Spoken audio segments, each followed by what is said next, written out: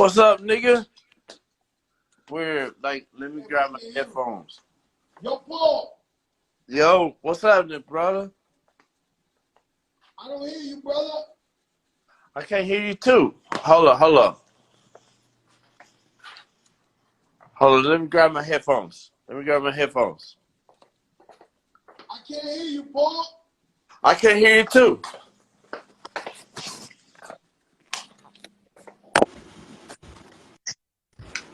There you go. I hear you now. Yo, Paul. Joe. They don't know how long I know you. They don't know who the fuck I know. Joe, you telling how it is, bro. You telling how it is. Like, you telling how it is. Like, you was there, nigga. Like, bro, first of all, I'm going to say this like this. I'm going to start it off like this. Like, we get into the interview shit and all that shit. But, bro, I'm a big fan. I was so happy to see you tonight. You know, we go way back from the Loud days and all that shit. And I'm a big fan of you, bro. I love you to death. And it was so good to see you. Now, let's get into the subject. Yo, Paul, they don't know I know you. I know you guys from day one. But let me tell you something. Yo, Paul, let me ask you something, man. And this, I mean, no disrespect, Paul. We know you got one hand. You got one arm. Yeah.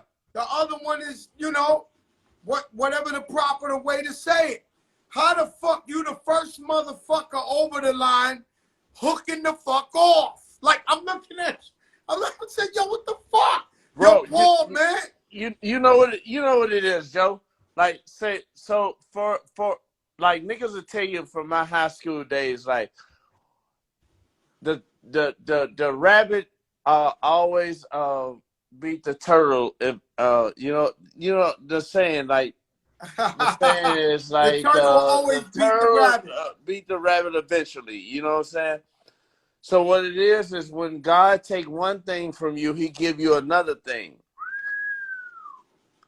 So, bro, like, niggas know me from my high school. Like, I've known to punch out niggas in one punch.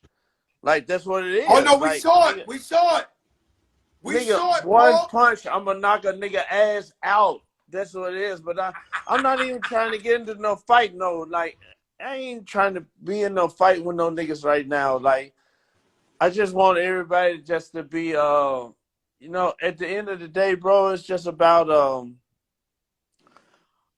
we all love each other, man. This is about the music, man. It's about the music, yes, man. It ain't about no fighting this and that.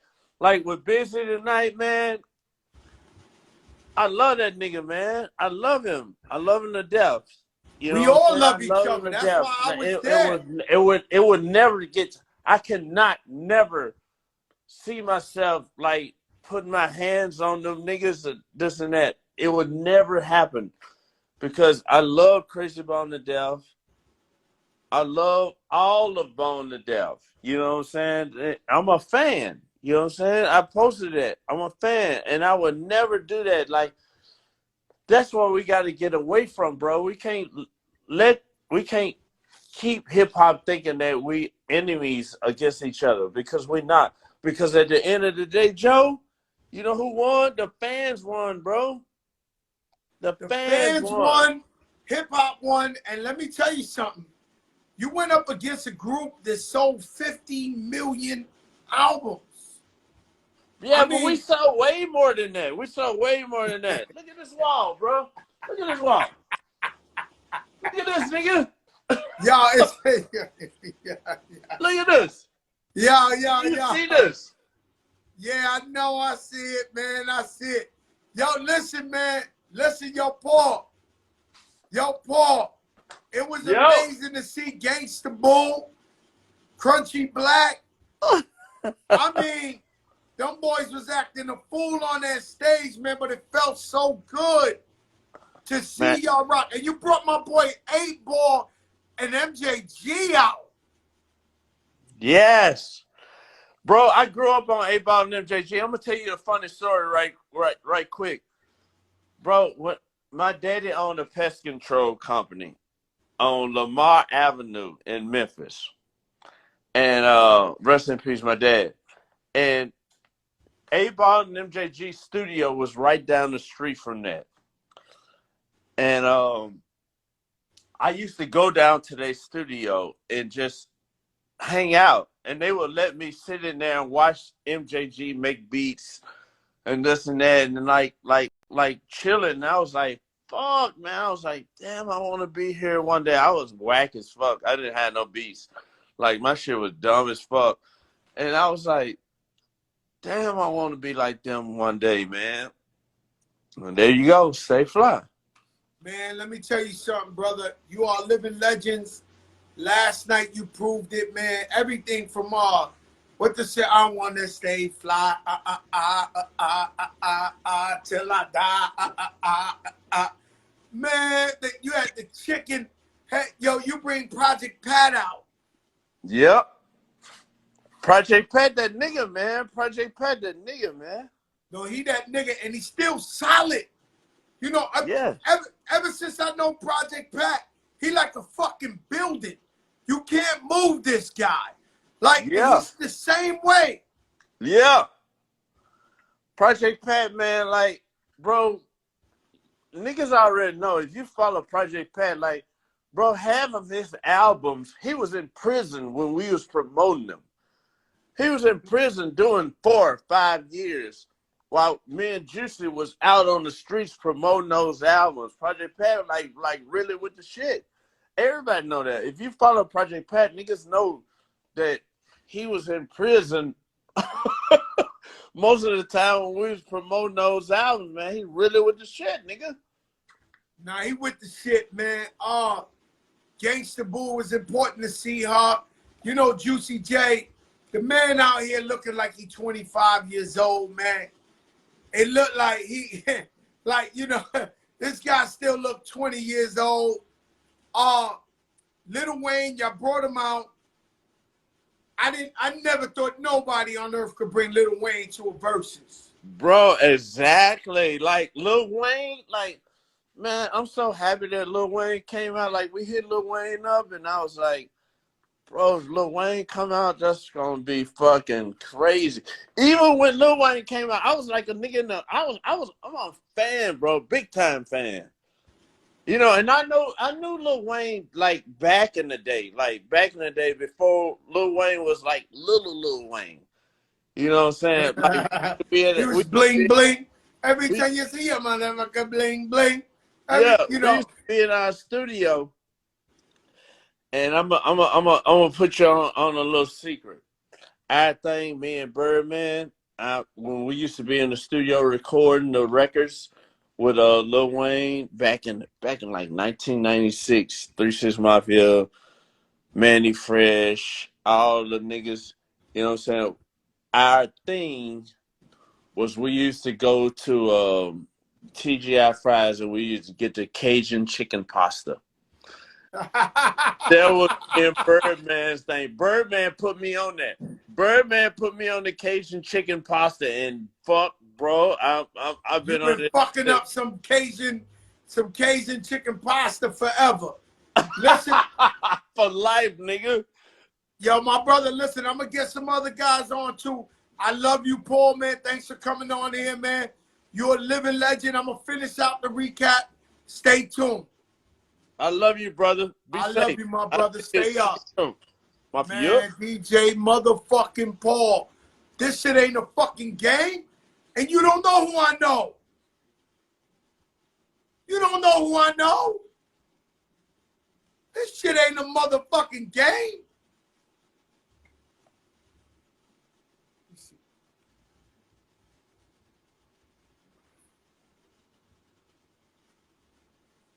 This motherfucker want to act up. We got some other guests. So Lil Wayne comes out. Bone Thugs turn around and they bring out Little John. The place goes nuts. I don't know what verses you're watching. Because the one I'm watching looks like the motherfucking Battle Royale. Blow for blow. Bone Thugs.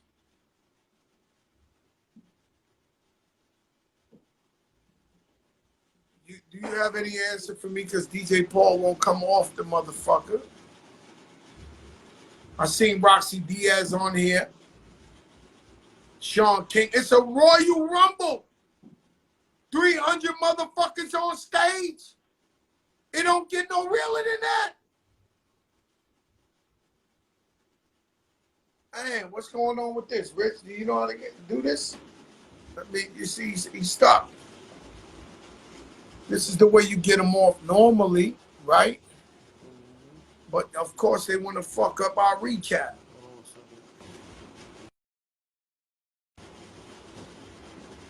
This shit crazy. I know, but this shit is bugging out. This shit is bugging out. Somebody else. Okay, you add what's Bizzy Bones thing? M what? Nah, you gotta damn man. Just type in Bizzy.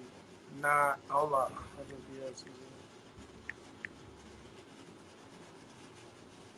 Sent for him. But hopefully he can come on because this shit bugging out. I might have to turn the whole shit off and turn it back on. Yo! Yo, Bizzy Bones! Oh shit! Oh shit! What's good? Yo, Bizzy. Let me explain something. Well, you know. Let me grab my chair. Let me grab my chair. Oh shit! Oh shit! Okay, Biz. How you doing, baby? Biz, let me tell you the positive thing. The positive thing is a celebration of music, and most of all, I saw the verse with Pac. I knew it. The Bone and Biggie. Yo, I mean, you had the legendary moment like Jadakiss at Madison Square Garden where everybody finally realized Jadakiss is one of the greatest. You showed the world last night you're one of the greatest lyricists of all fucking time. You were going crazy. Yo, man. Last night. I appreciate that. Shouts out to Bone Thug, to the crew. Shouts out to 3-6 Mafia for being a class act as well. I had a really, really good time, man. I had a real good time, man. Let me tell you something. You're busy. You know, the people don't know no better. I don't know no better. I call Steve Lobel. I call everybody. I said, Bizzy here. The night before, they said, Bizzy's here. I said, oh, shit. Because to me, Bizzy is equivalent to anybody you go get in the feature. It's like if Bizzy's there, he going to handle whoever you bring. Yes, sir. Do you feel that way, Biz? Hell yeah, I definitely feel that way as an MC, man. You know, my roots is East Coast when it comes to that and battle rap and how about my lyrics that I am. You know me, Joe. We done known each other for over a decade, so you know how I get down. 3 decades, 2.5 decades. I know we want to be young, but, and then people don't know. I try to tell them, I put up a picture yesterday with Bone Thugs, Biggie, Little Kim, Puff, and me. And they don't know the story that you guys were real cool with Pop, and Biggie was on me because you the first guys that embraced me to be on another level. Bone Thugs was my big homies. Okay? Love. Let's keep it 100%. And you guys love Fat Joe, and you took me on the road with you. And so Biggie knew that, and he was like, yo, Joe, I need these guys to get on a record with me. I said, yo, Big, rest in peace. I said, yo, Big, they fuck with Pot. And they was like, nah, but they your guys. So I get on y'all, get on Steve Lobel, get on all that. And then y'all go to the studio, and that's how we made Bone and Biggie. Goddamn right. And so I'm sitting there, and you know, I feel different. You know, I love 3-6 Mafia to death. But you know, I'm Joey Bone. You know. You know, I don't know if these people really understand that, you know, Bone Thugs is my family, my heart. You know, when Big Pun died, Lazy Bone was standing right next to me when I found out. And he stood with me for the funeral and everything. So I feel that like people must have think I'm in the crowd going crazy. Yeah, I'm in the crowd going crazy. Hello, Melissa. Hi. Oh shit, Melissa made it. Melissa from Trilla's in the building. That's my girl. What's up, Melissa? How you doing? Yo, Melissa, come say hi to the people, because we've been talking about this girl in every recap. Just give them a little wave, Melissa. Hi, everyone. Yo, Biz. I was so happy. I'm like you, right? So I never wanted to do a versus because I always do. I'm a sore loser and I'm a worse winner. And so I knew I was going to have a problem with somebody if it wasn't like Jaru, who's my brother. And so I understood where you came from. But I'm glad that we regrouped. And what was that like? I know you was feeling like they was taunting you. They said, suck my dick. You break that down to me. So what got it to the level of you throw the shit at them and all that? You know, like, so, like a little back history, like before I got there, you know, my son, he was really, really sick and I had to take care of him. So he kind of gave me his cold and I had to like, I've been spitting green, nasty mucus and not able to laugh, not able to, you know, do anything. So I was already feeling, you know, I couldn't go back and forth with the banter like I wanted to. So I said, let me stay in character because I knew at the end it's going to be all hugs and all kisses. So, you know, the first time that like I tried to like create some sort of banter and do a little back and forth, y'all ugly motherfuckers ain't finna be, you know, like I expected maybe a shut the fuck up. I expected a maybe, who you calling ugly? Y'all motherfuckers, I expected maybe some of that. But I didn't expect, you know what I'm saying, for homie to like talk to me on some, you know what I'm saying, like I'm a street dude. And I didn't expect him to say no shit like that. And like my soul made my body react. Like, what the fuck? You know what I'm saying? Like, I couldn't think before I acted. Like, and, you know, that's one of the things that I pride myself on is being a thinking man. But, so after that had happened or whatever, I didn't really know what was up. You know, I didn't know what was going down. But, you know, I was on. You know, I told him, I said, I come from the projects. In New York, we call it snapping. We say, your mother looked like this, your father looked, we do that for hours. But the minute another man tell another man's SMD, it gets to violence. I mean, I think it's always been that way. So after that, I was like, you know, I called Melissa and she was like, you all right? I said, first of all, I let her know I'm not trying to fuck nothing up because I know I wasn't thinking. If I would have, I just don't know how I would have reacted. In retrospect, I keep going through it and I just don't know what else the hell I would have done. You know? So then Lobel gave me a call. And then I heard the people in the crowd chanting my name. And Lobel was like, come back, come back, come back. We all on stage. And then my family called me. And they was like, they back on stage, Dad. You know, go back up there. Come on, do it. I'm like, I'm on my way. So, you know. The shorty was your son? Huh? Did you have your son with you on stage? No, my son called me. Oh, but there was a young kid on stage. And so the crowd was like, we never knew if Bizzy's showing up or not. Bizzy's here. The fight breaks out. Oh, fuck. There goes Bizzy. He's leaving. We're fucked.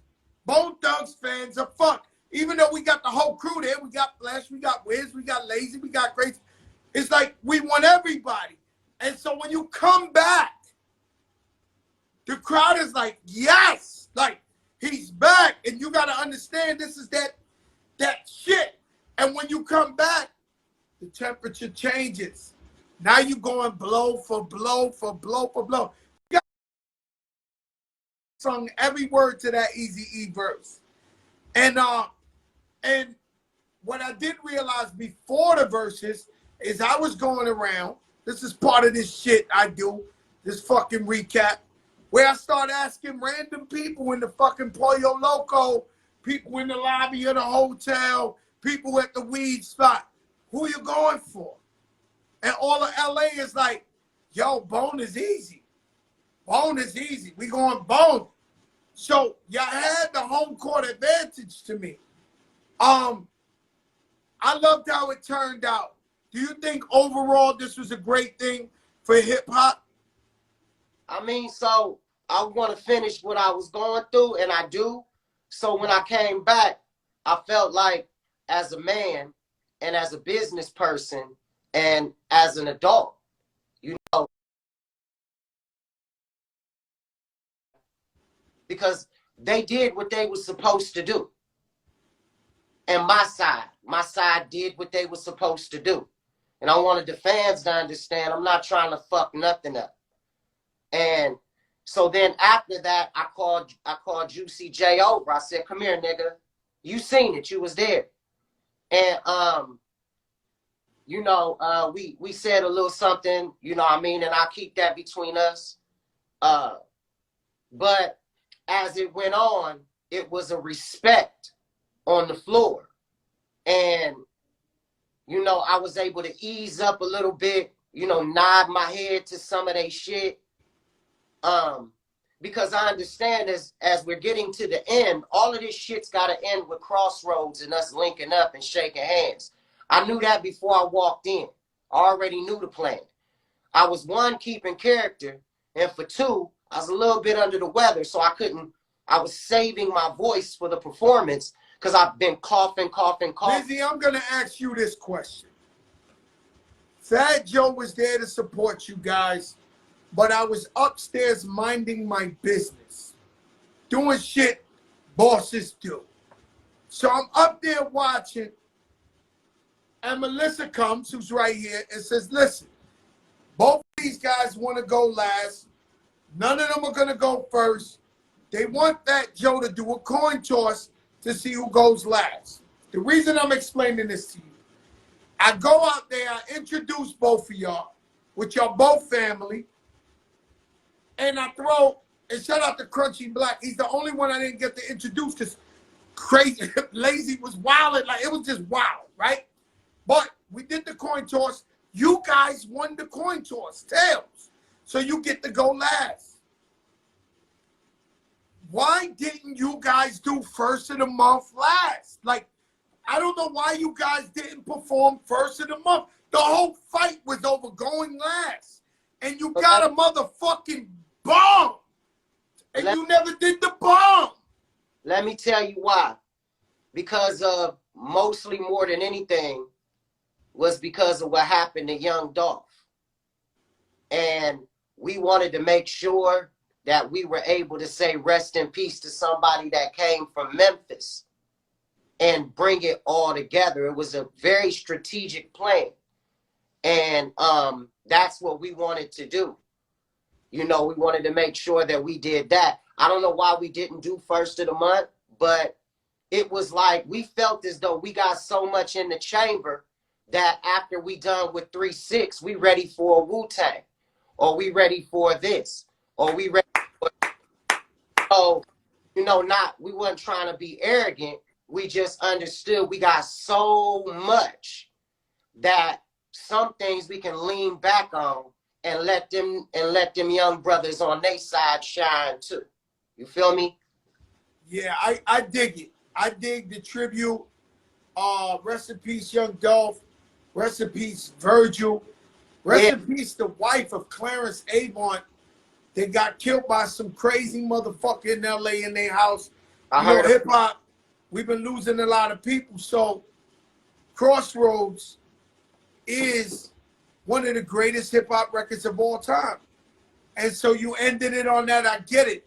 first of the month was definitely, like, you know, I know Bone. So you was actually playing songs that I know and the real fans know, but just the general public might not know it. Like, but I know it.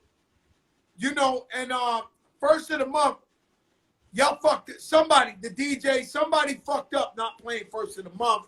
Whether it may have been earlier, because when the fight happened and you came back, I wanted one of them motherfuckers right there. Boom, boom, boom, boom, boom, boom. I wanted a first of the month. I wanted one right there. Like, I was waiting for it right there. And then he came back, you know, my brother, I love you, man. I understood. And to tell you the truth, now that it's over, thank God for LA, the crowd, they didn't, because usually when motherfuckers fight on stage, the whole place fight. But the crowd was screaming, don't fight, don't fight, don't fight, because they wanted to see y'all go at it. But for me, I believe the fight and the pause brought more suspense and more excitement to the motherfucking Verzuz battle. I'm just telling you what I felt like. I felt like, yo, people must be hitting each other up. Yo, you gotta see this shit. This motherfucker wildin'. Yo, it's going crazy. I thought it was hip-hop, pure hip-hop, and it was incredible how grown men came together who actually really love each other and made this thing all the way through. Agreed. Let me ask you one last question, Bizzy Bone. Where do you think you at in the top rappers of all time? I mean, I think, like, because, like, anybody from a group, you know what I mean, I don't think they never really give that never really is accrued to anybody in a group. It's just like, you know, Jada was able to, you know, step outside of his group. But it's just difficult for me because, you know, me and my boys, we brothers. And we were kind of taught, like, nobody is, you know, as brothers, you're not better than your brother. If you get scuffed up, you better come home with a bloody lip just like your brother. Mm-hmm. So that's just the way Mama P and Granny Rose and Sis and rest in peace Mama Linda, that's just the way that they taught us, you know, as our four mothers in Bone Thugs. So I don't really think like that, but I'm going to keep on getting at it. I'm going to keep on getting to it. And I ain't gonna... Hey, Bizzy, let me tell you something. Natasha, it's the thuggest bone. It's the thuggest bone. Man, she sound the same all these years later. Man, that shit was amazing. She was tuned up. She was definitely hot. Her mic was definitely hot, man. She was definitely tuned up. My brother, I love you. Bizzy Bone, one of the greatest of all time. I always do it, but last night, this is why Verzuz is so important, and it's a celebration of music, because last night, the way you fucking shine, Bizzy, was on another fucking level, bro. I'm watching it as a hip-hop historian. I know the greats. I seen it all. But last night, you was on your shit, my brother. I love you, Bizzy. I love you. Stay safe. All right, my brother, stay up. Goddamn Bizzy Bone in the building. And you don't know who I know. Damn, he got froze too. God damn, man. What's up? They don't want us to unfreeze motherfuckers, man. Shit, man. Huh? Yeah, IG's fucking with us again? Yeah. That's what Swiss told me from Saudi Arabia. He said, yo, IG's fucking with us. Yeah. That's a fact? Yeah. Look. You're good. Oh, I'm perfect on that side. You can hear me? Yeah. Also, in my screen, I see Bizzy like that, but he's not really on there for the rest of the world. Listen, guys. Let me get my notes. Shout out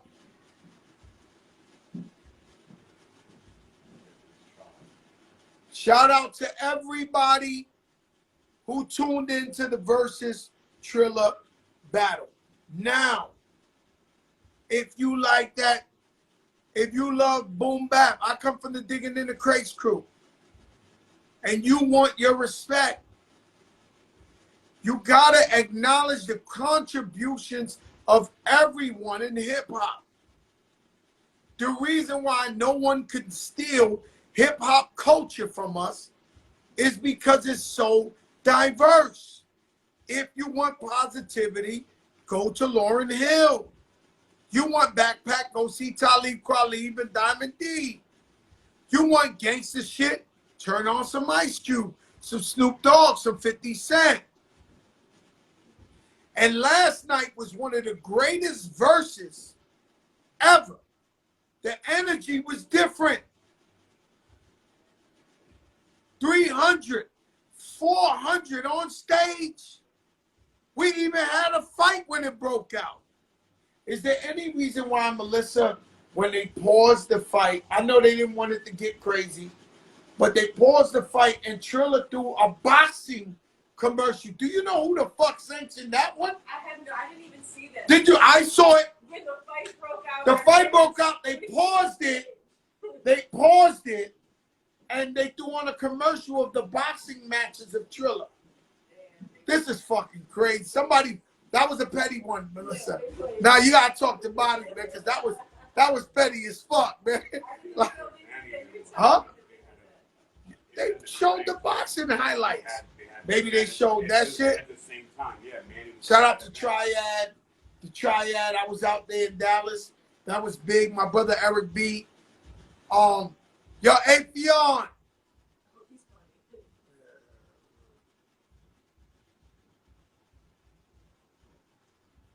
Damn, I can't get Afion, huh?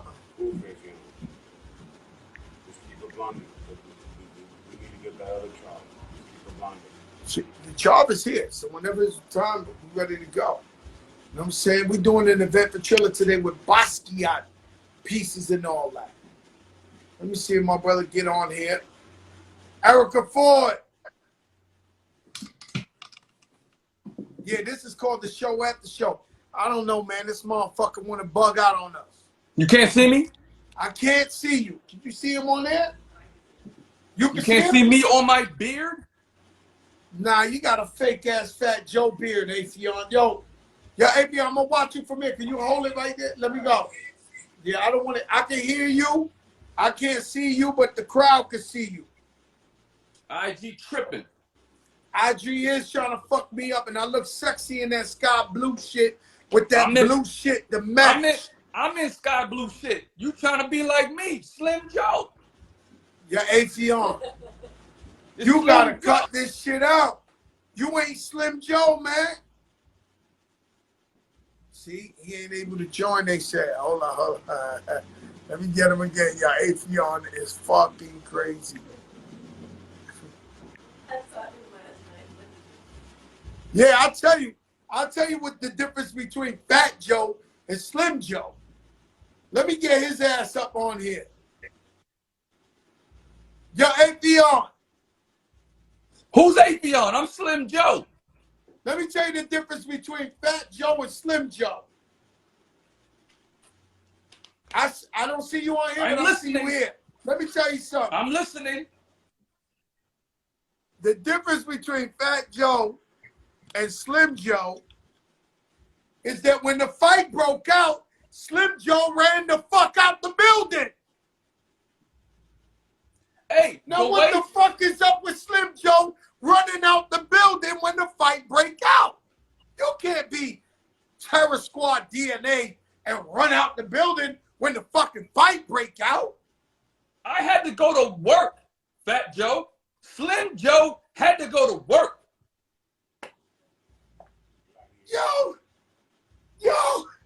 Yo, man, they ain't letting me do. Look at this shit, man. Yo, listen, he's still on. Nah, come on, Afion. Nah, it's too much, man. Hold up, man. No. I'll get him on one more time. If not, we'll just do what it do, man. This motherfucking recap Can't nobody fuck with this recap. Joe, Hold can on, I talk? him. Can I talk? You always talking while people are talking. Can I talk? Yes, sir. Go ahead. The way my security set up, I have slim security. You got Diesel, big security. That The way motherfucker big as fuck. The way my security set up, my security said, we got to go to work. We got the after Verzuz recap to do from the crib, and Fat Joe can stay there while the fight goes on because he's got the biggest, big security in the world.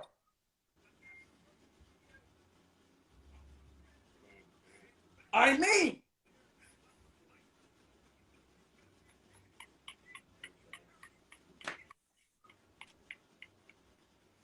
yo, listen, man. Let me tell you something, man. Huh? Yo, listen. Let me tell you something, man. The shit to me was a tie. I can't tell you who won or who lost. What I can tell you, this is top one or top two Verzuz battle ever if you're in there. The reason you guys watch me do a recap is because I put you in the place. I make you feel what's really going on. Yes, you can see on your phone on the Triller app. Yes, you can see on IG or YouTube. But there's nothing like being there. And I want to say I commend LA for your sportsmanlike conduct. And something Bizzy Bone ain't realized. This is a sport. It was 3-6 Mafia's job to take him out his game. So they would start with him saying shit that they knew would fuck with him to get him off his game. It's like a boxing match. When another boxer tells another boxer, it fucks with them so they could throw him off the game plan. It almost worked. This was one of the most entertaining.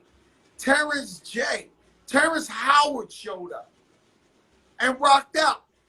This was amazing. Mind you, me and Steve Rifkin left the Verzuz and went and had dinner. Did you see the picture of me with Al Pacino on my Instagram? I got receipts. I told you that I was responsible for making Bone and Biggie. You didn't want to believe me. That's why I asked Bizzy Bone in front of you. 3-6 Mafia, they been family. I've been to Memphis with them. I'm proud of what happened yesterday. It was great for hip-hop, all the way hip-hop. I can't wait for the next Verzuz. Do we know who's the next Verzuz? Do we have any hints? Yo, Melissa, you lying. So is it 2022, the next Verzuz? So no more for the year. 2022? The best shit. Do a yearly recap of Verzuz?